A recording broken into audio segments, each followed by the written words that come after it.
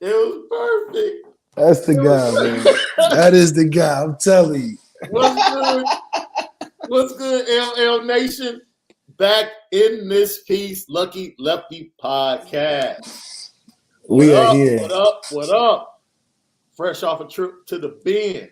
Mm-hmm. By the way, bro, I told everybody, we laughed about it. I'm leasing April 23rd for like 3 to 4 hours to Notre Dame. Yeah, just for the game. For the spring game. And after the game, it's a celebration. We're going to have Onora Whisky in the place to be, somewhere in the Bend. That's right. We partying. Oh, all night. We partying. So, I don't know. I'm hoping that Tavon and Malik hop on the plane. We're going to be there. We already there. And make it there. But we partying. I asked him, I said, what venue? I already told LL Nation, let me know what venue the host of that. My boy Eugene Williams said he already got a DJ for us. Yep, we already got it. Already got the DJ. But they playing against each other, so we can't celebrate a dub that day. But we definitely, after we lease the 4 hours to Notre Dame, let them do their thing. And then it's back on. It's back on to the real show. Back on. We're going to get bent in the Bend. Getting bent in the Bend. Getting bent in the Bend. That's how you do it. Lucky Lefty Podcast. Don't forget, man. Hit the like button. Follow the YouTube channel. Oh, man. It's a lot to talk about. This guy right here, the original Lucky Lefty himself, Malik Zaire. He's got a lot to say. So if you guys were with us yesterday, I played video. We discussed some things. I saw your comments of people that watched the show after it was live. Some people had some comments. A couple of people said, Shaun, man, I think you took things out of context. I'll respond to that. You're going to get to that. Yeah, I'm open to everybody giving their opinion. I don't have a problem with that. All of a sudden, you can put us on the petty train. Because all of a sudden, certain publications want to publish today that all of a sudden Notre Dame is in the lead with Dante Moore. So me, I'm petty. I retweeted it from the show Twitter page with the screaming emoji and tagged Malik in it. And that's right. In it, like, bam. We've been saying this since like December, like easily since December, and told you how it was going, how it was happening. Dude, told you who the two leaders. Who told you who the two best? Read a story the other day. Like, two best relationships he has with head coaches are Mel Tucker and Marcus Freeman. Huh? Where'd you hear that at? About a month ago. And that's such a Marcus Freeman quarterback. That's such a guy that Marcus Freeman can be like, he run the offense, I run the defense. That's my guy. I'm going to talk about him good in the media. He's a Midwest guy. Even though he's from Michigan, we can let that go. Yeah. Because he definitely can help Ohio. Yeah. It's like, we just spin it different, man. That's all we do. That's right. I want to talk about your boy, man. I don't know if you saw this. Your boy, Caleb, I'm going to put that dude on the petty train today, man. He throwing out stories about Paul, Chris, other schools. Meanwhile, this dude brokering deals the whole time out in L.A. His list of deals came out today. We're going to talk about that before the show ends. Put that dude on the petty train. Because it's like, dude, there's no way you going to class, man. You going to class running companies? I don't know how. I actually want to see the classes he's taking. You think they released those? The classes that he's taking? It's probably online. They gotta be. Oh, man. Because he's taking business calls. He a businessman. Man. Yo. It's crazy. It's crazy. But for God, bear with us. Because my boy Malik, my fault the other way. My boy Malik, I got to give him a chance to respond. So I have to set up the video and give him a chance to respond. because he didn't get a chance yesterday. Yeah, give me a chance. You guys give us a little bit on the front end. We'll get you to the business of today. So yesterday, Marcus Freeman, this might cut a wound or open a wound, because Marcus Freeman talked about why he was able to go out and why he wanted to hire a guy like Al Golden, who was the linebackers coach for the Cincinnati Bengals, straight off a Super Bowl loss to the Los Angeles Rams. I had to say the loss. You know what I'm saying? I know my boy is kind of hurting over there. We didn't lose in our spirit. That's all. We lost on the scoreboard. Is a totally different thing. That's the spiritual thing? Nah, not the spirit. Not the spirit. The score didn't determine that victory that we had. Marcus Freeman on why Al Golden was the right guy. I didn't know Al Golden personally, but I know who Al Golden was, right? I knew Al Golden as the head coach at Temple and at Miami, and had an unbelievable reputation. And so it was a unique opportunity for me to kind of interview a person over time. And so we were able to do Zoom interviews while they were, kind of going through their season, just to stay in contact, just to talk. But I wanted to respect his process of preparing each week for the Cincinnati Bengals. And so I was looking for a guy with head coaching experience. That was to me something that we did not have on our staff that I thought was going to be extremely valuable. And he has that, but also a guy that has intelligence. The more we met, the more we talked, I learned right away this person understands football. He understands scheme. And I was also looking for a person that didn't want to come in here and just drop his playbook, right, and say, hey, this is what we're doing. No. Al Golden was a guy that said, hey, let me evaluate what you all are doing. Let me evaluate your players, and let's put together the best scheme, right? And ultimately, he is the defense coordinator, and I want to make sure everybody understands. Al Golden's defense coordinator. Marcus Freeman is not the defense coordinator, and he has to take this thing over. But the ability to come in and to adapt to what our players know, I think, is a huge benefit for our players. My job is to always take care of our players, right? And so this will be their third defensive coordinator in 3 years. And so if you talk about 3 defensive schemes in 3 years, that's difficult. That's tough. But the ability for somebody to come in and say, okay, let me learn what they know, and then let's enhance it from there, that to me was what I was looking for. This man must went to politician speech school. Where this man's up there. With the suits. Difficult and tough. But when they come in, they're going to adapt and learn. He'll hit you with some Denzel lines. Another good one by Marcus Freeman. But he's absolutely right. I think he's doing the best job he can of managing and putting guys in position to where he can turn his back and feel good about what they're doing when he's not constantly over everything.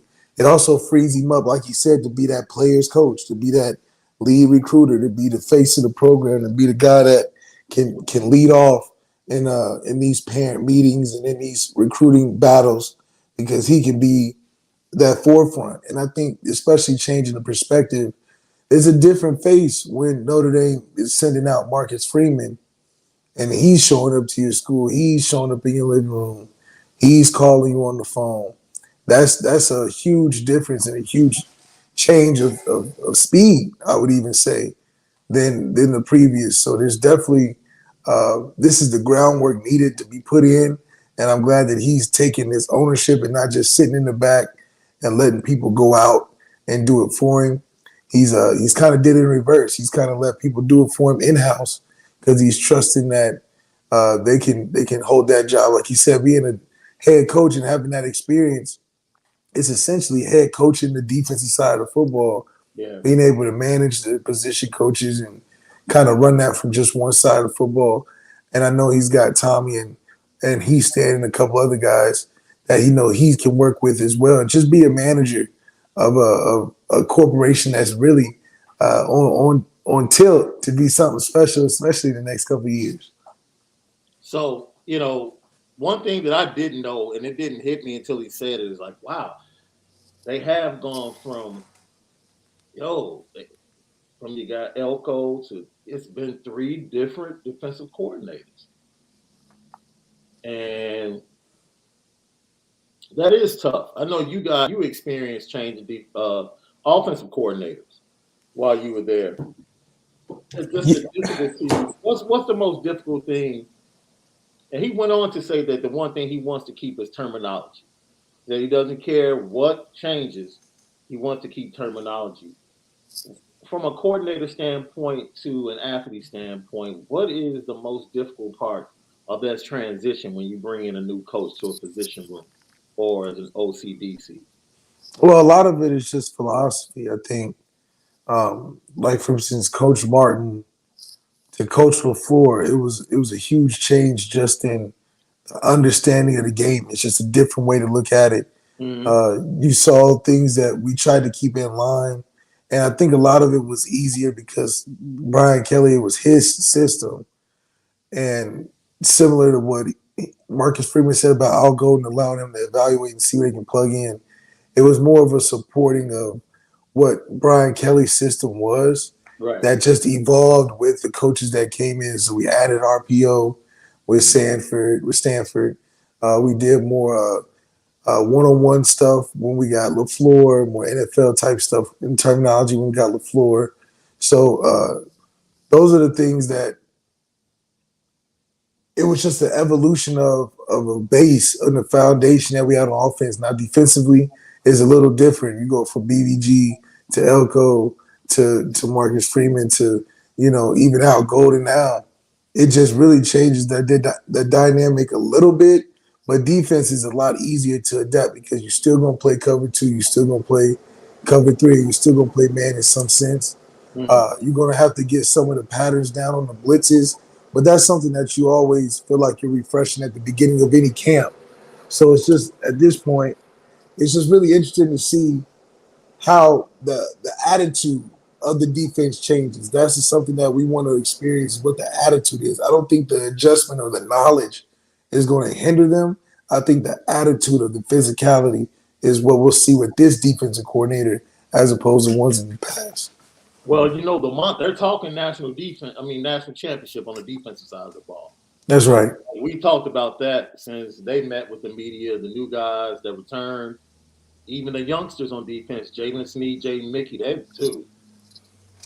Talking brash, bold, letting it be known. Like they expect to be a national championship defense. And so Al Golden walks into a situation, and you correct me if I'm wrong, dude, because college football for me, and I was telling LL Nation yesterday, like, if you just want to coach and that's all you want to do, there's no better place to be than the NFL.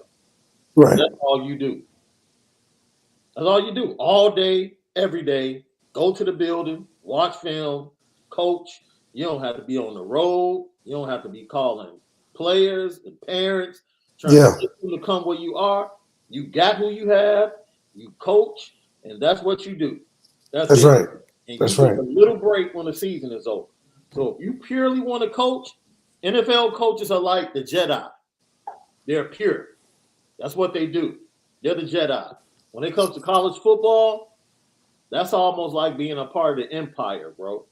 Mm-hmm. Because you have to, and I think Al Golden at Miami and at Temple and as an assistant coming up in the ranks, he experienced the dark side of college coaching. Yeah. What you have to do and what you have to go through to get kids to come to your school. Like, look, man, I don't care who you love as a coach. I doubt very seriously that there is a 100% pure coach in college football that hasn't fractured, bent, or done something to the NCAA rule book. Right. That's just the business. That's the culture of college football. And so there's the purity of coaching is not there.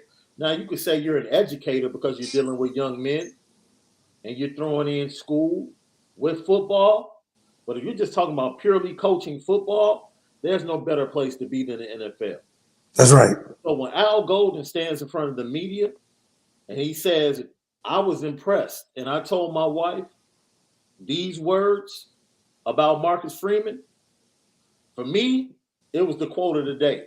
This is Al Golden talking about Marcus Freeman and why he came to Notre Dame. Again, I was happy in the NFL. I'm not going to lie to you.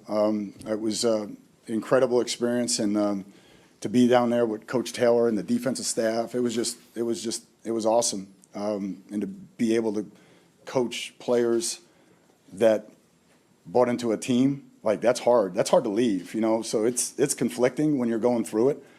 But at the end of the day, when Coach Kelly left, there was a time there I didn't know if Marcus was going to be the head coach, but then when he was the head coach, I listened to his press conference, and I told him this at a later date, and I told my wife, I said, I share his values. I listened to his press conference, and I said, you know, that would be a place that would get me back.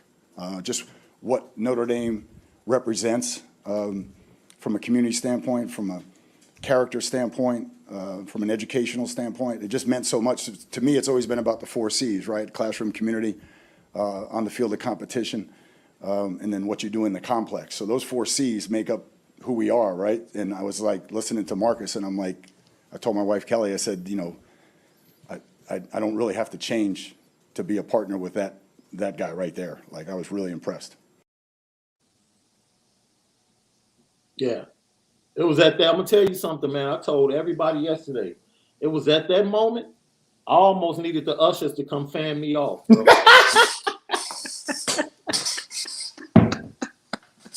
I heard the organ tuning up. Yeah. He was tuning up. That's for sure. Almost ran around the media room, bro. Yeah, that's right. Because he was really saying something now. I already stood out in the media room, but that was gonna be another reason. Like I almost did a lap. That's right. Almost did a lap because we try to tell people all the time on this show and this podcast how special Notre Dame is. We try to tell people that all the time. And like when no one else in the country has this package on the recruitment trail. Not at all. Not at all. No one. And to have someone on the outside looking in that can recognize not only the program, the school, and Marcus Freeman, and to say, like, to get me to go back, because I don't want to say that BS, but like I said, the peace and purity of coaching that is the NFL, to go back to this coaching, recruiting, dealing with the media, dealing with alums, all of that, when you can just sit back and just coach, for him to say it was a guy like Marcus Freeman at this school that can get me back to this, spoke volumes. It 100% did, especially from a guy, like he said, it was a conflicting team he was leaving.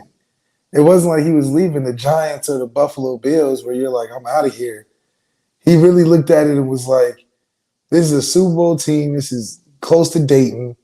It's hard to lead a jungle. And it's Joey Burrow, a.k.a. Tom Brady. And I'm leaving all this to come down and hang with another Dayton guy who shares the same values. Yeah. That's something that's special because that just hypes up the moment even more. Mm-hmm. Like, we're not pulling the guy from the bottom of the heap. We're pulling the guy that's at the cream of the crop right now, top of his game. And he was pulled, and he even told his wife he was pulled to work for a guy like Marcus Freeman. So it just makes the story of why this executive cabinet that you call a football team at Notre Dame and that coach's office is real executive, real special. I think Marcus Freeman has said all the right things. You know, he's done all the right things to put the team in position. Now I'm really expecting this spring game to just be even more special, along with the spring practices that's going to be highly intense. And, you know, you got some serious coaching in that room. Yeah, as a matter of fact, you spoke about spring practice. I think Marcus misspoke yesterday or Wednesday when he said 2 weeks from Thursday is when spring practice starts. I guess the announcement came down today, March 17th. March 17th is the beginning of practices. So that's the next time I'll be in the Bend for St. Patty's Day. I already know spirits are going to be flying on that day in the Bend. St. Patty's Day in the Bend. Something special. Man, bro, how did y'all handle that? Like, what was it like as a player at St. Patty's Day in the Bend? Well, you know, you're busy if you're playing football, so it's really another day. But, you know, you wear your little green at workout in the morning, and then, you know, if you're old enough, you might go across the street, get you a little natty light or something. Keep it light. Yeah, keep it light. And then, you know, you got to practice next day. So, look here, man. This is what we're going to hear from Marcus Freeman one more time. And this is Marcus Freeman being asked about the twists and turns of putting the staff together. You know, he was specifically asked about Mike Elston, and he flat out. Marcus Freeman was about as transparent as I've seen about situations. I was kind of shocked, like, wow. You know, the fact he was like, yeah, I was surprised. Like, Mike Elston took me by surprise. Like, I thought we were good. No, he was good. We're good. Took me by surprise. Nah, he was surprised, but Elsa wasn't surprised. And, you know, they asked him about Tommy Rees, and yo, that situation came up. We all know we had a controversial podcast that a lot of other people wanted to throw salt on. And I just love when we're vindicated, my brother, for spinning it different. That's all. That's all. I love when we're vindicated for spinning it different. It ain't easy being cheesy or right. At all. So, hey, the twist and turn of putting this coaching staff together. Ultimately, the selling point is, do you want to be at Notre Dame? Do you believe in what Notre Dame can do for your future?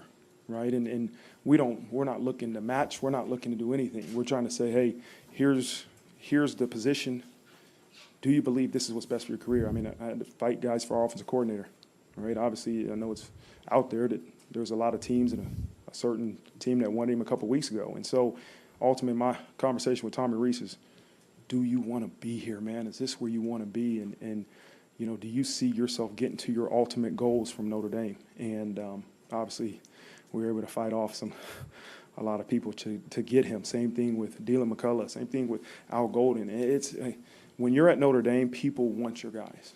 It's a part of it. When you have success, people want a part of that staff. And so ultimately, my job is to continue to lift as I rise, right? I'm a head coach at Notre Dame. It doesn't get any better than that. But I think we have a staff full of people that have goals and aspirations. And my job as head coach is to try to continue to do what's best for our players here, but also help these coaches, individuals, get to their ultimate goal. Go ahead, bro. Because I took things out of context. You go right ahead. The floor is yours. So first of all, we talked about this before in the Lucky Lefty podcast about the seriousness and how important it is that your attention has to be in that quarterback room. The attention was not in the quarterback room. We've talked about 5 or 6 different occasions on how those distractions are not helping get us closer to sounding like the defense at least. So as a head coach and as transparent as we also mentioned Marcus Freeman is, we knew that his sentiments were similar to ours because we were just speaking the truth. So for him to openly say, yeah, I know teams was wanting you. So I have to ask you, out of fairness, do you want to be here? Because you see, I can pull Al Golden. I can get here and he's there. Like, you know, I got guys. Brian Hartline is on speed dial. Yeah, and I got a guy waiting if you really funny, you know? So I think it also is a great time for him to say it too, because we're not in spring practice yet. You got time to get your head on straight. You know, you done had your fun. You took the jet everywhere and took the calls and stuff. But I'm just letting you know a couple weeks before, hey, you know, you see what I'm working on and you see what we building. Now you see the defense is talking right, and I need y'all to start talking right too. So if you don't want to be here, let a brother know. That's it. That's it. Look, it's right, because we also know that you need to be able to say that to him now, because there's a lot of work to be done at quarterback room. It's not like we're having Caleb Williams just chilling in the back. We know he's going to give us at least 25 touchdowns with our eyes closed. You don't know what you're going to get out of that room yet. So it's a very important career because, like Marcus Freeman said, it's like everybody wants you, but this is a big part of your career right here, because this is a big evaluation year for you too if you stay. They're going to look at that quarterback that you got in that room. They're going to look at that schedule. They're going to look at how Marcus Freeman is coming out right. And all them calls can go away real fast. Yeah. You go out there and lay an egg versus Ohio State. So I think this is a bigger decision for him because you don't have to get the smoke. You can go ahead and take them. You know, you hot right now, so take it as far as you can go. But you know, this year in particular will determine a lot for your own career. You know, early on. So I do think that's something to think about. But Marcus Freeman is absolutely right. I don't think Coach Kelly would have said that about Tommy Rees specifically if he wanted to be here, let him know type of deal. So I do think we are going to see some transparency that would be good and refreshing, not only for the media but for the team. You know, the team can just be like, all right, Marcus Freeman told us in the meeting room, but he also said it in the media. Right. And I'm sure that doesn't just mean just for Tommy. I think he probably expressed that in his team meeting that, look, this is a family thing and if you ain't want to be a part of it, you see all the transfer portals, you know, this is something different. Lucky Lefty podcast. Overtime Malik Zaire, the original Lucky Lefty himself. We spent it different. So now let me respond to the people that felt like I took it out of context. Mm-hmm. Look, man, y'all can act funny style if you want to. I understand if you always want to be a defense attorney for Notre Dame, his coaches and his players. That's cool. That's part of being a fan. This man stood up and told you and millions of people watching around the world that he had to ask his offensive coordinator if he wanted to be here. Yeah. Look, man, it ain't all good if you have to ask that question in a relationship. Not publicly. So everybody talking about, oh, they on good terms. They might be on good terms now, but in that moment, anytime somebody has to ask, do you want to be here? Something's awry. Something ain't right. They definitely had to talk after that comment. 100%. Yo, I told you. Tommy was sitting to the right of Marcus Freeman when he made the statement. He was in the room. And when Tommy came up to the podium, he was not right. He was not right. Tommy is unflappable. Tommy is usually really cool in front of the media. When Marcus Freeman, let it be known. Yeah. Nah. Tommy wasn't right, man. He wasn't right. It wasn't right. That's why he gave clunky answers more than one time during that press conference. It wasn't right. That transparency messed him up. Man. Yeah. Do you want to be here? Marcus is like, yo, Mike Elson did this to me. Yeah, and I didn't know it. I thought we was cool. Right. We're not playing this. This is not about to become a trend on my watch. We're not playing that. And that's not, man, nobody coming to blows. And we, once again, we did not report it. The other Notre Dame publications reported that there was an issue between Tommy Rees. It wasn't no issue with Marcus Freeman. No. He's the boss. Yeah, that's the guy. Reportedly, Tommy Rees took issue because whoever he wanted for a certain position, Marcus Freeman said no. As the boss. Which reportedly, according to other Irish publications, led to the pouting and the stomping and the phone call from Miami. And now we're here with Marcus Freeman saying, look, I have to ask him. And I'm still on your head. You thought it was cool? Thank you. Yeah, you thought it was cool. Here? Do you want to be here? Right? We're gonna nip it right here. So, man, we're cool because we're strong enough as two dudes, and as a podcast, we'll take the bullets. We don't care, dude, because we're not tied into anybody. Ain't no politics here. None. We can spit facts. Facts. And when we spit facts, you don't have to like it. Because everything we're going to say about your team isn't going to put the program in a good light. But based upon the information we have, you can trust us. If we say it, Probably true. we got it on good authority. Lucky Lefty podcast. It gets real over here. Yeah, so if you thought I took it out of context, Marcus Freeman told you. The first thing out of his mouth. Ultimately, the selling point is, do you want to be at Notre Dame? Bam, that's it. He let them know. He put everybody on notice. But Tommy, every coach on the coaching staff. Ultimately, the selling point is, do you want to be at Notre Dame? That's it. Do you want to be here? Because if you don't, wait a minute. Let me Ultimately, the selling point is, do you want to be at Notre Dame?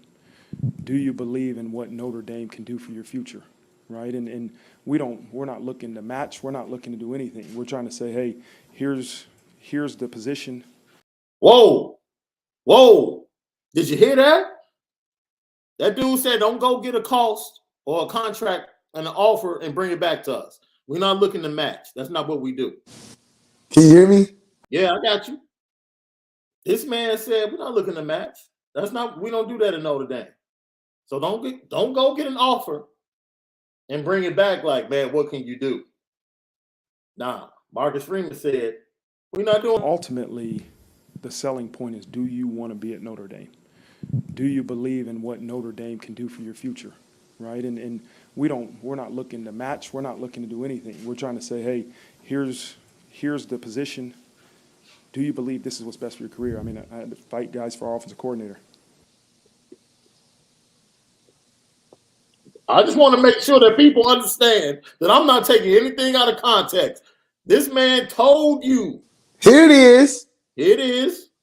Do you want it? Is this going to be the best for your career or not? And don't bring it. And we're not matching. He said we're not matching. We're not doing none of that. Don't do that. He didn't even want to explain all the other stuff that probably took place. Right. He said because he was about to go down a list of all the things he had to deal with to that point. Because I had to listen again when he said we're not matching. I had to think of what he was talking about. He was talking about they probably went in there and tried to negotiate with this man as he's recruiting and building the team. He over here, the Rams offering this and that. He's like, what? Yeah, I'll handle this in the press conference. We're not matching and doing none of that. Marcus Freeman just told you we Notre Dame, goddammit. We are Notre Dame.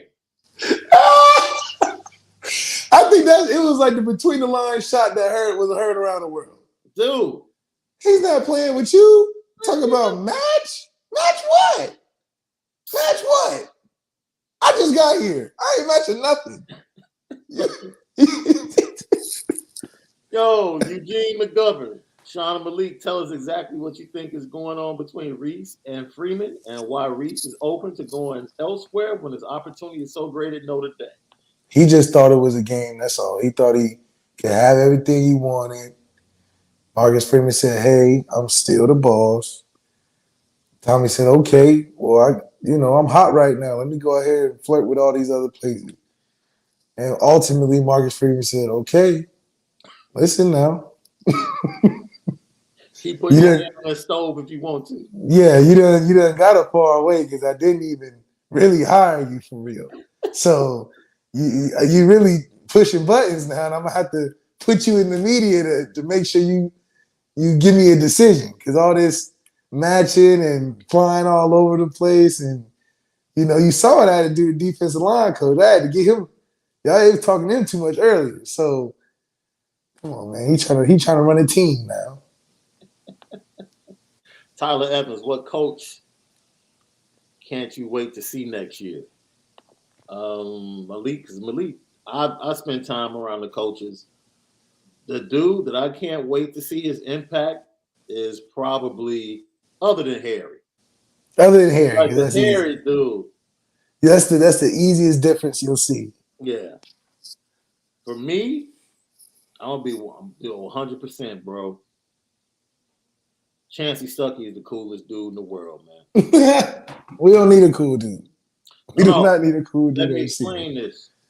Cool in the sense of commands the room, Okay. engaging, can properly convey and paint a picture of what's in his mind or the canvas of his mind.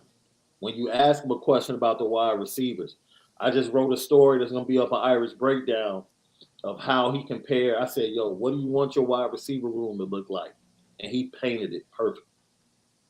Like every position, the skill he wants them to have. I need 5 different types of guys in my room. I need a guy that can do this. I need a guy that can do that.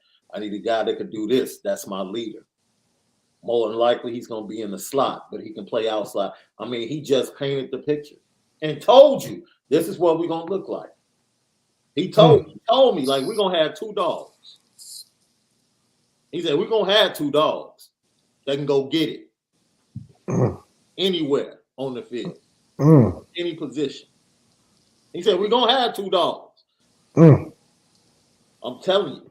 At least that's transparent. We know what we're looking for. That dude, then, well, I can't say that. I have to tell you that off air. I can't release that on air because that's premium. That's premium Lucky Lefty it's content. Premium, and it's really not stuff I should be releasing because if it gets out, it could just come across the wrong way for the program. So I don't want to do that. But I'm telling you, the way he conveys and conveys to you what he's painted on the canvas of his mind, so that you can visualize it. Like, yo, okay, I feel you. Great job. So Chancey Stuckey is mine. And Dylan McCullough, hey man, if it was one coach that I wouldn't want to piss off in practice, it'd be Dylan McCullough. That dude, like, man, I think those running backs are gonna be running a lot of gases, dude, in spring. A lot of gases, man. Oh man, they're gonna be tough. It sounds like. And I have to give it to, from what I've seen, that cat Audrey Estime looks like. I told you. He looks like he wants to be the dude. I told you. Audrey Estime is the guy I'm going for. Yo. Coaching staff is something serious now. We gotta see what it looks like in that spring practice on the field. Oh, dude. Let's see. Adam Ziliad, you even feel the confidence from Al Golden, and he's only been in the fold for almost a week. It feels like the D is in a lockstep with each other. The offensive side needs to catch up. Oh, definitely. Definitely. From a recruiting standpoint, mentality standpoint, all of that. But that mentality, more than likely, is going to come from the big guys up front. They're probably going to be the establishment of that mentality on the offensive side of the ball. Like, I look for them to dominate. And then I'm telling you, the wide receivers are going to have some swag. I'm telling you, I'm putting bank on it. That the wide receiver room is going to look totally different than it's looked. Well, I mean, it needed some personality anyway, and I do think that Chancey Stuckey's is our best shot that we've seriously taken at improving that room, not just shifting a coach over there. Man, you all are crazy. Eugene, yeah, I needed a praise break. This fool said hallelujah. Boy, you are stupid. Troy back top. Yes, I needed the ushers. I needed the ushers to fan me off with the Mahalia Jackson fan. That's right. It's serious. It make you want to shout for sure. Yes, everybody, if you watched the Irish Illustrated interview of Dylan McCullough, that was me to the right. That was me to the right of him. Oh, and you getting some screen time? I wasn't asking for it. They just Jamie McNeil talk is cheap, and in the end means nothing. All that matters is winning football games. Okay, Jamie, I don't know what that was in response to, but yeah, that's what he's hired for. He's talking about the new staff. I mean, I highly doubt after 5 games that this team will be 2-3? Yeah, I think. Yeah, I doubt would be 2 and 3 for sure. I doubt that. Irish Chi-Town, we appreciate you. The most real indie podcast, period. We thank you for that.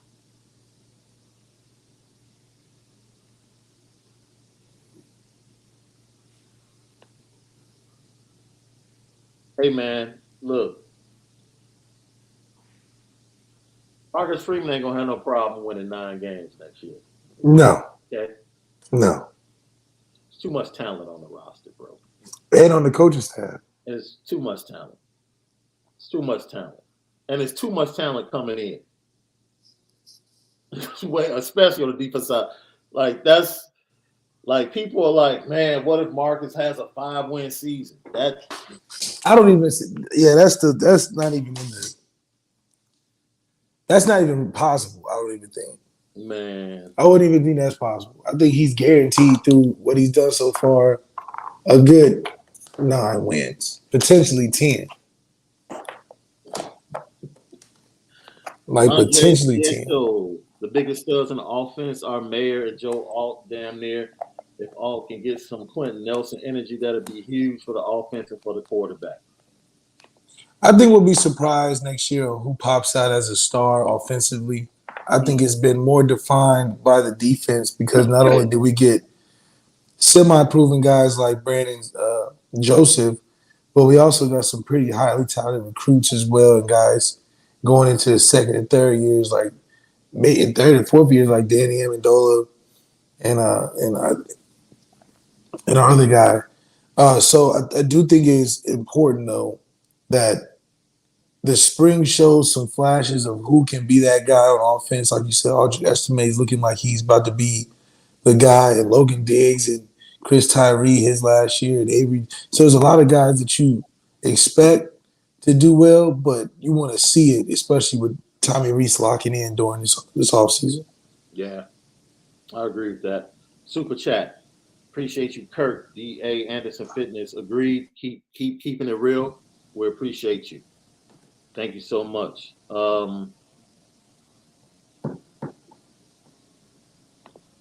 Thanks for the love, Luis Rescalvo. This is why I follow you guys. Keep it 100. I appreciate you calling them out on that funny-ish. That's the thing. Is like, man, I don't think either one of us, we said it on the previous podcast that calls the stir. We didn't care that Tommy took the phone call. Like, take the phone call. That's fine. Take it.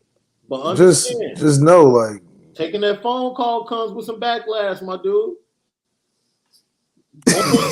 Going beyond the phone call and physically going to Miami comes with some backlash, my dude. Yeah, like you thought you just finna walk around. Right, See, that's what happens when you wasn't hired by the guy. That's what happens. He thought he was just gonna walk back on campus like nothing happened. Come on, man. That man, look.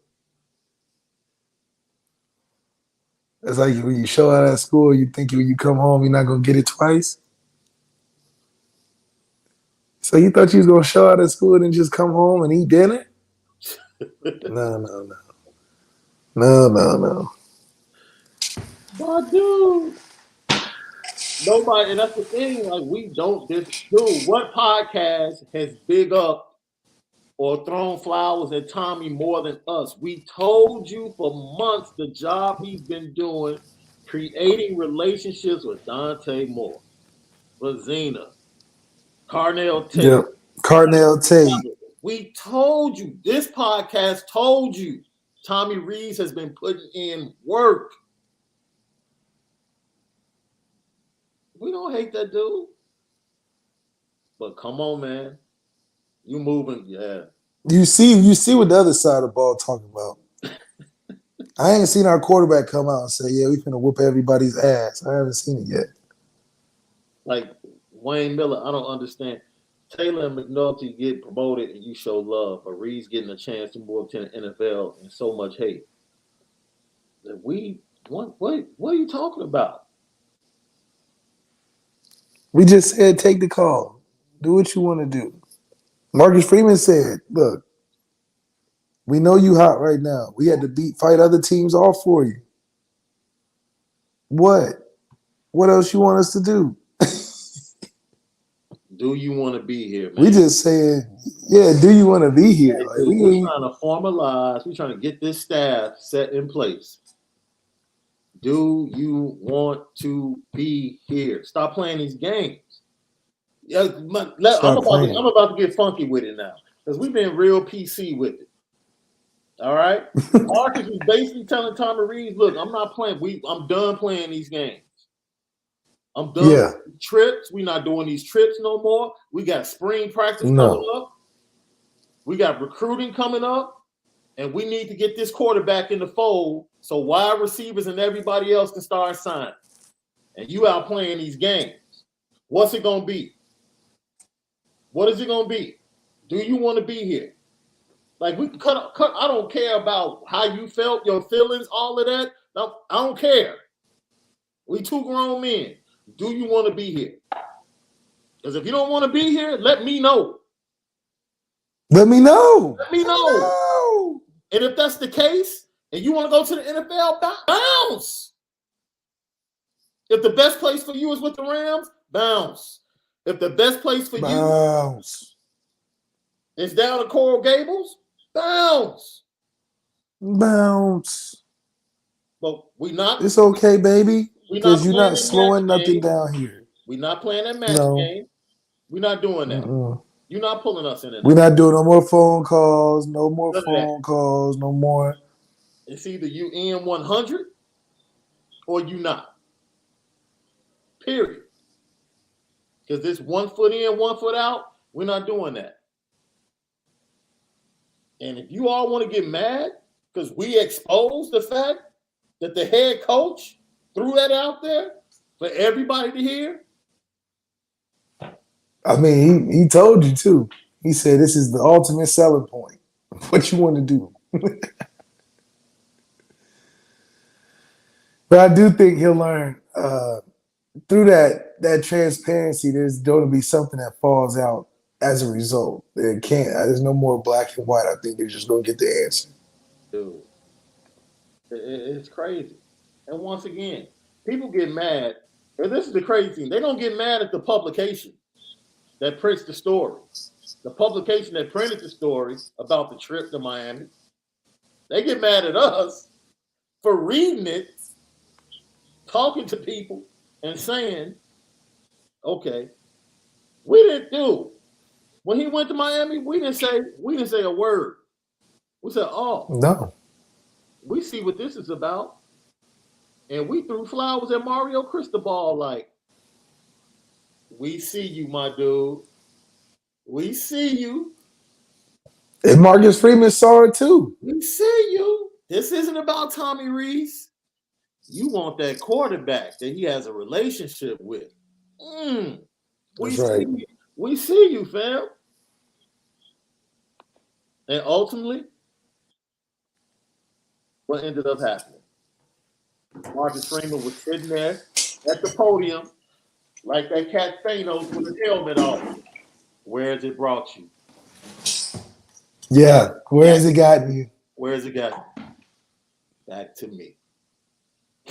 Yeah, you back over here. That's still one of the most G moments in cinematic history. Cat Thanos, you going through all of this. And it's brought you right back to me. That was Marcus Freeman at that right here. That's right. That's it. Told it to him straight up. It said, what are you going to do about it? Because there's no more running away, no more running around. Let's go ahead and get some work in. Man, look. Lucky Lefty podcast. Hey, everybody in the chat, stop taking everything we say so serious, man. Sometimes you gotta flow with it. Sometimes we get a little silly. Just a little bit. A little silly. We started talking about Brian Hartline and the speed dial. We just poking fun. Yeah, it's all alleged. Cats will take what we say and then they run to other message boards and talk about it. Not the other message boards. Not Yeah, the other dude. message boards. We got the Yeah. chat right on the Yeah. other side. Like the chat, like the dude that used to be on here, Carnivorous Lunar Activity.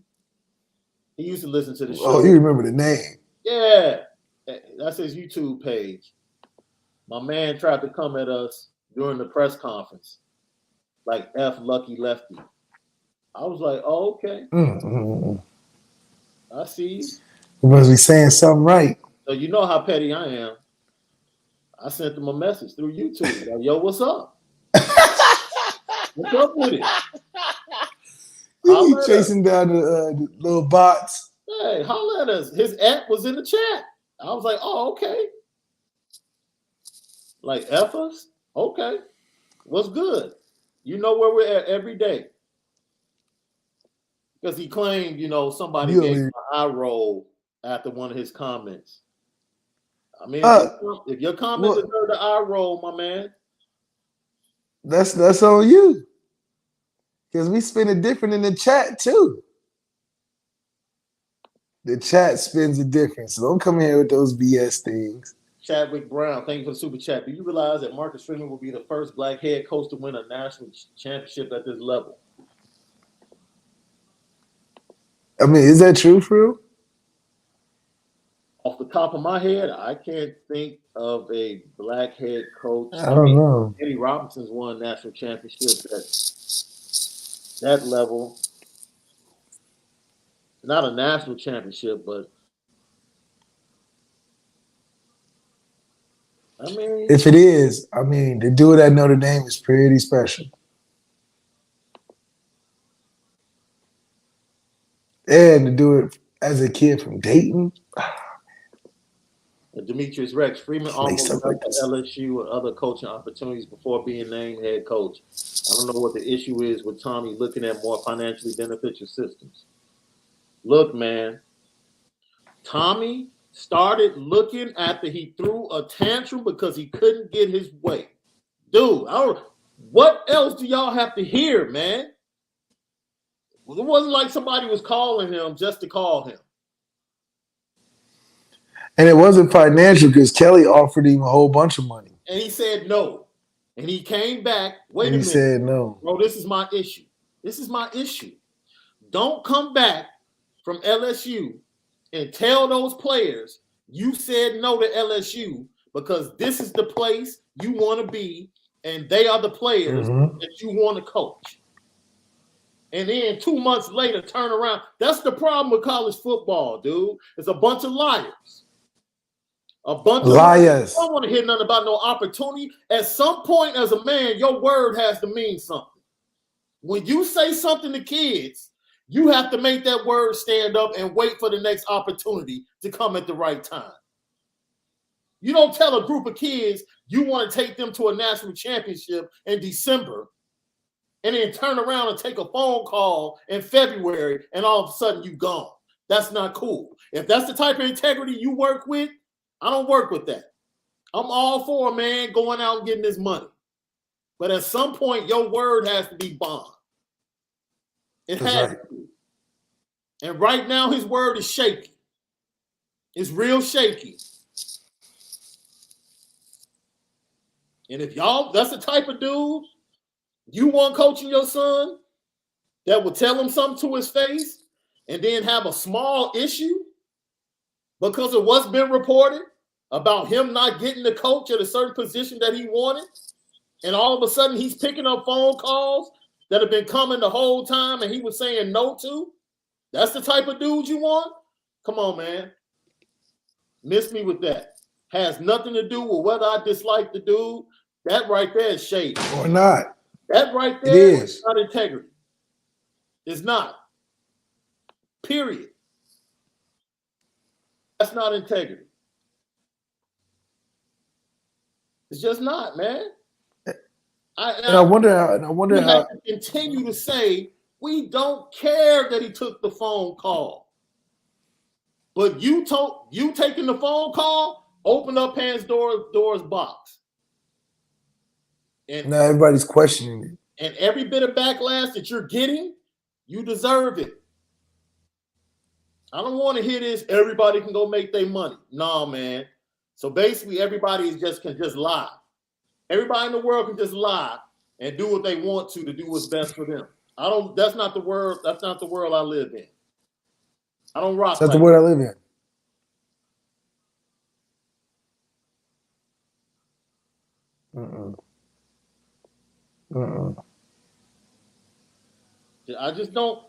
I don't rock like that, man. You can't do that. We told you the first time we talked about in the podcast, let us connect the dots. Mario Cristobal tried to get you back in 2019. That's a fact. It's been reported. That's a fact. You already have a relationship. It's a fact. You know. That's been reported. Fam. You know why Mario Cristobal is calling you right now. You know why he's calling you. Who calls you the lead recruiter on Dante Moore? Who would leave Notre Dame to go to Miami right now? Miami ain't won jack. The program is nowhere near what Notre Dame is. Nowhere near it.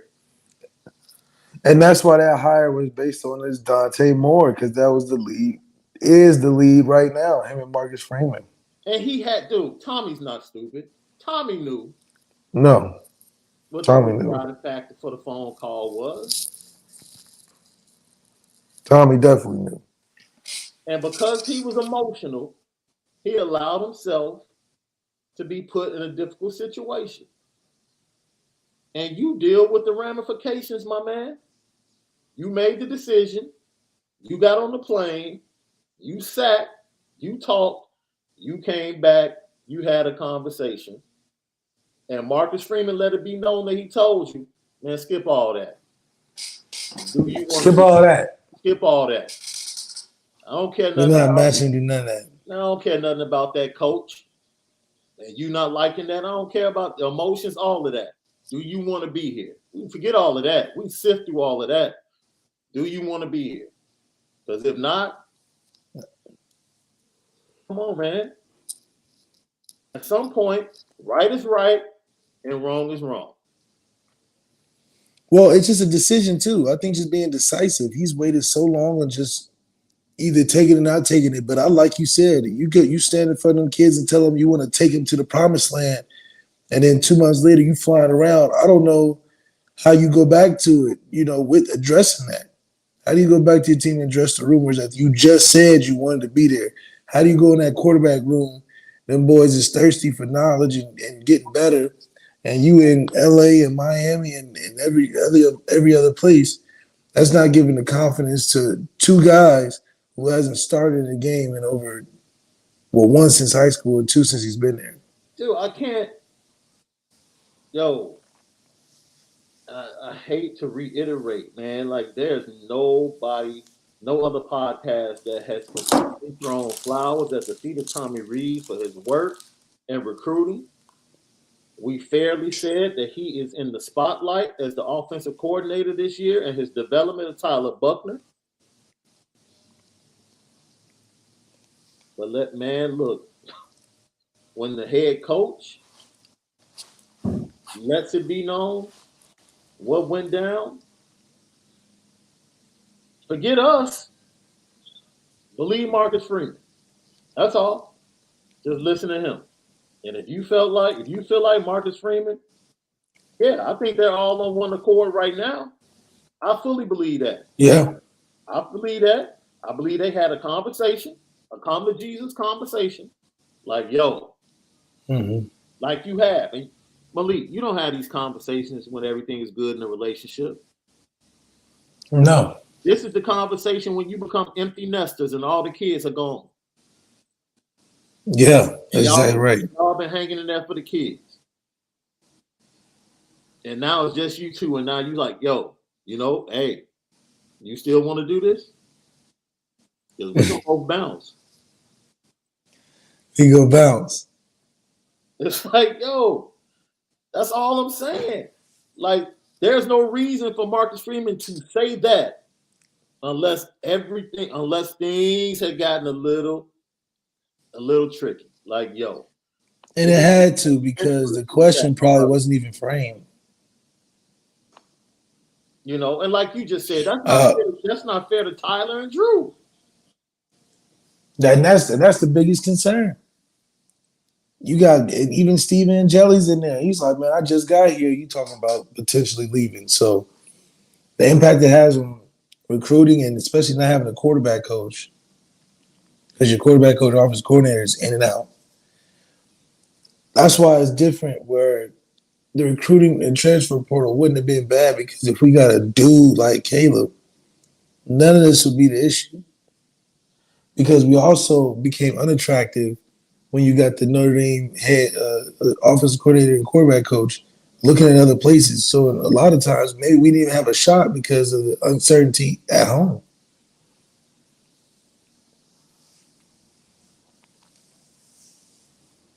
Man, look, I think if I can be 100% honest, I don't think he thought it would get out.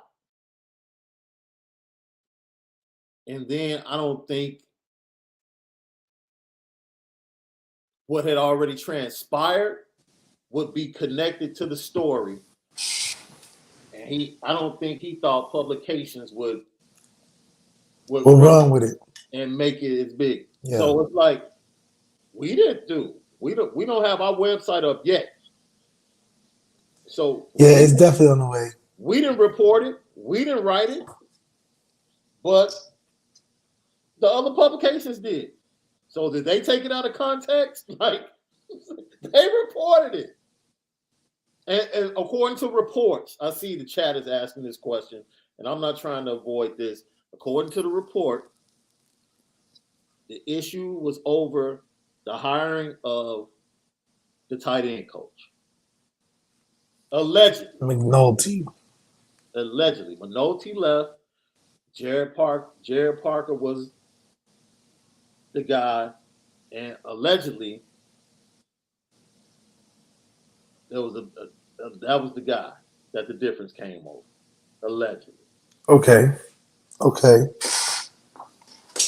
So once again, yo, you're the OC, my man. You're not the HC. You're not the AC. And it's that title means so much. It means so much.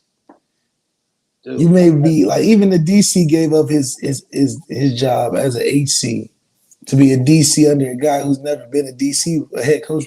And be cool. And I said this yesterday when we got through being honest. Like, be cool, man. This is not, I'm not saying, man, y'all don't be going for Tommy's head. That's not what this ain't it. That's not what this is about. We're just being honest about what Marcus Freeman told us. Like, yo, this is what went down. You connect that with the reports that were out there. And Marcus Freeman let it be known, like, yo, at Notre Dame, this is the way we're going to conduct ourselves. And if you don't like it, no problem. But I'm going to address it one way or another. Either we talk about it in private or it's hitting the media, apparently. Right. So when you ask that question, like, do you want to be here? The follow-up question behind that is, dude, you want to be here? Yeah. You still want to do this? Yeah. Okay. Are we exclusive? Like, let me know. Let me know. I need to know if we're exclusive. Because if I hear again that you talking, texting with cats. That's it. Taking interviews. Yeah. Don't be surprised. Taking interviews. Right. That's that come to Jesus conversation. Like, hey, man. And I think he got the message too. Because no head coach is really doing that. And Nick Saban wouldn't do that to his staff, but this is a new flavor in the building. See, Matt, 2011 DT said you got to dump them side chicks. Got to dump them. Yo, you had your little fun. Time to dump them. It's not what happened. Hit with the real one. Yeah, it's really not what happened. It's the way it happened. The way you were moving. The way you were moving. The intention behind it. Yeah. It's real greasy. It's real greasy. It's like, oh, we cool, but man, you moving kind of shifty right now. Kind of shifty. Tommy has been told, can we move on and be successful? This is the big question now. Like, Tommy's not about to sandbag and do a bad job. I don't think it's all cosmetic. This is all cosmetic stuff. Yeah, it really is. It really is. That's why I'm saying, like, yo, this is not, take Tommy's head off. No. But it's like, yo, and I talked about it yesterday. I don't know if you saw this clip. I'll give you an opportunity to. Tommy was asked a question about being a part of interviewing coaches to add to his staff, and if that made him, or what did he learn from the process, and how did it make him a better coach, right? And tell me what you think about his answer. Yeah, it's a really good question. I haven't. I think anytime you're put in an experience that's new, you can learn a lot of lessons, and it can be invaluable. I don't know where my career is going to be a year, 2 years, 5. I don't have the answers to that. I know that from December 1st hit until now, I will be a better coach moving forward. I will be a better leader moving forward because of the relationship and the interactions I've had with Coach Freeman. I know that for a fact. What that leads to, I'm not sure. I'm not really worried about that right now, but I do think there will be a time where I'll look back on this experience and understand that, it served very valuable for whatever's next. He still won't commit to being here. How many times you gonna have to tell us you don't know if it's a year, 5 years, next year, 3 years? But then you tell us, I can't think about that right now. Yeah, you did. Yeah, you thinking about it. That's exactly what what's so hard to say? Because what's so hard to say? Oh, I'm here. It don't even matter. I'm here the whole time. And I think you keep saying, looking back at this experience, because you thought you had us. You thought you were just gonna go everywhere in the world, have a world tour, and then come back and then play fiddle with us. Like we just was gonna wait on you dying hand and foot. Man. But to still not commit to us, and to still say you only learn from this experience, and that in this finite amount of time you're only thinking about I'm not going there. Come on. You think I'm buying that? So just in this finite amount of time, that's as much as you're gonna learn. My interactions with coach and your interactions. Oh, you didn't even see. That's so disingenuous. Your interaction, that could be like you farted past him or something, He ain't talking about no relationship. He didn't say nothing about no relationship. Let's put it like that. No, he definitely didn't say anything about a relationship. He didn't say like that's my brother, that's my guy. I didn't tell my girlfriend that this is, he ain't giving you the Al Golden. Al Golden had you all like, remember the Titans Denzel moment. Right. Tommy talking about my interactions with the guy. Right. He's cool with me. Come on, man. He was hurt. His feelings was hurt during the response. Man. So news came down today. There will be no playoff expansion. They will bring it back to the table in 2026. It remains in the same format. No surprise, in my opinion. We talked about it with multiple guests on this podcast. The pushback has been that the SEC is trying to play bully ball. And if they expand to 12, the SEC wants 3 spots guaranteed. And it's like the other conferences are like, dude, what are you talking about? Like we're expanding to give everybody an opportunity, and you're trying to like take spots. So if you got 3 spots, then we have to give 2 spots to the Big Ten. And heck, I'll tell you now, they expand to 12. You might as well pencil Notre Dame in just about every year. 12? Oh, easily. We would just make it. We would just make it every year. That's cool. Like that takes all the pressure off Notre Dame. We don't have to go undefeated. Well, we wouldn't even. Yeah, we wouldn't even be undefeated. Yeah. So that's incredible. That is not going to happen. And we appreciate it. I told you about your boy Caleb Williams. I'll get to him shortly. But I want to play this. Running back Logan Diggs on his Twitter page today talked about something very special that Notre Dame players are doing with something you are into, my brother, NFTs. What's good, y'all? It's Logan Diggs, number 22 from the Notre Dame football team, and I just wanted to reach out to you guys and tell y'all what we have in store coming up. My teammates and I have teamed up to help launch an NFT collection called the Irish Player Club that will basically serve as an early access pass and for the best fan experience for you guys.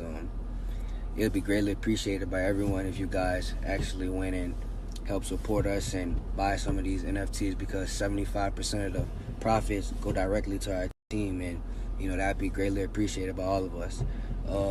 These NFTs go on sale March 1st on irishplayersclub.com. I repeat, they go on sale on irishplayersclub.com. You guys go sign up early right now and get these things before they get sold out two times. Yes, sir. I want the 91-yard run by Kyron. I'm telling you now. I'm beating everybody in Y'all might as well back up. I'm getting bag up. And I'm getting the Kevin Austin 2-point conversion at Virginia Tech. I'm taking both of them. Yep. I'm taking them both. I had to put those in the grocery bag. Put them in the grocery bag. I'm snagging them. Back up off of me. So that's everybody, right. Go support, as he said, 75% of the proceeds. Look, you want something attractive? Notre Dame fans need to support what the Irish players are doing. If you want something attractive to get recruits to say, yo, that's something I can lock into. What the squad is doing with NFTs, go do it. You've been talking about how creative Notre Dame can be via NFTs or NIL. Here's the opportunity. Go support them. That's right. First, go support. Let's sell it out. Let's sell it out. Sell it out. But I'm telling you, y'all not outbidding me for the Kyron 91-yard run. Not happening. But them two is off the table. And if they happen, if they happen to get in contact with my boy Malik over the coming week or a couple of weeks, and I get that Will Fuller touchdown. Oh man, that's mine too. Oh man, that's a good one. I might have to get on that one too. That's mine too. Back up off of it. Bag up. And I might snag his first career touchdown against USC. I might snag that one too. See, that's a real special one right there. I might snag that one and gift it to him. Against the SC? Yes, sir. Against the SC. So everybody, go support, once again, Irish Players Club. Go support.com. irishplayersclub.com. NFTs, March 1st, they go on sale. Let us know, what NFT are you looking to grab? Heck yeah. Matthew, you darn right. I'm throwing some coin down on this and supporting the players. It's huge. This would be huge in recruiting, especially if the recruits get to see what they're doing. Will, I feel you. Support, man.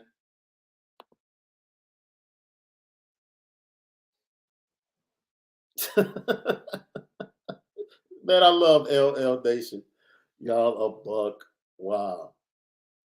So before we get out of here, I think we can do this all inside. We can do it all inside. You know what time it is. Petticoat.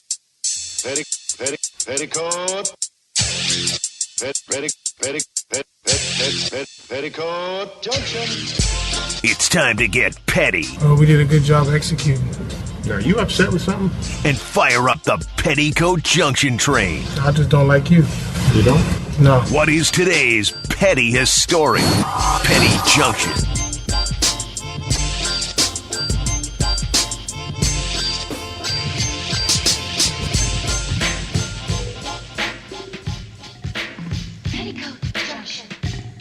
Yo, Petty Junction, pettiest stories of the day.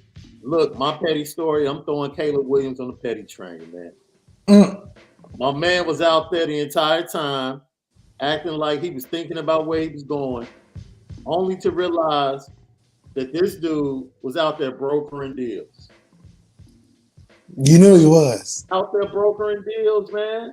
He's the hottest quarterback in the country. You know he's out there making money moves. Like, what are we really doing? What are we really doing, dude? So I had the list up. Let me find it once again, dude, because it is pretty impressive. I have to say this. These are all the things he did and put together while he was out there. Let me go ahead and remove this so we can come back in, bro. The 3 weeks after he transferred, he signed a licensing deal with Fanatics, signed an NIL deal with Beats by Dre, became the face of AC plus Ion Water, joined a real estate private equity fund, and became part owner of a men's grooming company. All while he was sitting front row at the Lakers game. All while he was sitting next to LeBron. All while he was sitting next to LeBron. Gotta throw him on a petty train, man. Stop acting like you were out there really trying to decide whether or not to go to Wisconsin, my dude. You was talking that bull. He was talking that bull. Oh, boy, I tried to have faith in that dude. Like, you know what? Maybe he's making a real good decision. What would be best for him? You know, man, please. You were always going to USC. Yeah, he definitely always going to USC. Come on, man. He just had to. Petty train, my dude. Yeah, he definitely threw us a curveball trying to say, like, you know, he's going for development. You had the development. It just wasn't at Oklahoma anymore. Hey, I ain't mad at him. You're right, D Beezy. And I see my boy Ashley in the comments, man, calling me Debo on the NFTs. Yeah. Look, see, Dub was definitely getting to that bag. He was definitely getting to that bag. That's right. Man, why are y'all going at this cat, Braden Lindsay? What did the cat do? Hopefully he's working with Chancey right now. That's one of the main people that needs to work with Chancey, dude. Because right now he's like a one-trick pony. Just a one-trick pony. One-trick pony, dude. Also, before we go, I don't know if you saw this, bro. The 2000s might be back in effect. Did you see this? Fanatics agreed to acquire Mitchell and Ness today in a deal for reportedly $250 million. Mitchell and Ness made $70 million in profit off about $350 million in revenue in 2021. Some of the investors in this deal, Jay-Z, the D'Amelio family, Meek Mill, and Maverick Carter. Wow. The investors. I retweeted it and I said, jerseys are about to flood hip hop again. Like, if you thought the early 2000s were crazy, well, all the jerseys and all the videos. And all the videos. Oh, man. And I heard some of those M&N jerseys right after the sale immediately got added to the NBA.com website. I'm telling you, we're about to be back in the early 2000s, bro. You're about to see jerseys everywhere in the streets now. That's right. I mean, I definitely can rock a couple jerseys now. You know what? Baseball was my go-to. I always preferred the baseball jersey over the basketball jersey. I had the Shaq Orlando. Yeah, I think the baseball jerseys was hotter then, and basketball got hotter now. Yeah, basketball. But baseball was hot. People were rocking baseball. Back then, Yeah, they're back right. then people was rocking in baseball jerseys. Yeah, Fab is about to come back in style, Ty B. That's right. Fab Fab was one had of them. the originators of the jerseys. Fab had them. Fab Definitely. said football for him. He said he was on the football jerseys. Football jerseys big. They real big. Don't sleep though. The hockey sweaters are killer. Oh, those nice. I haven't really get in those. Yeah, the hockey sweaters are killer. I haven't gotten that. They're really not that expensive.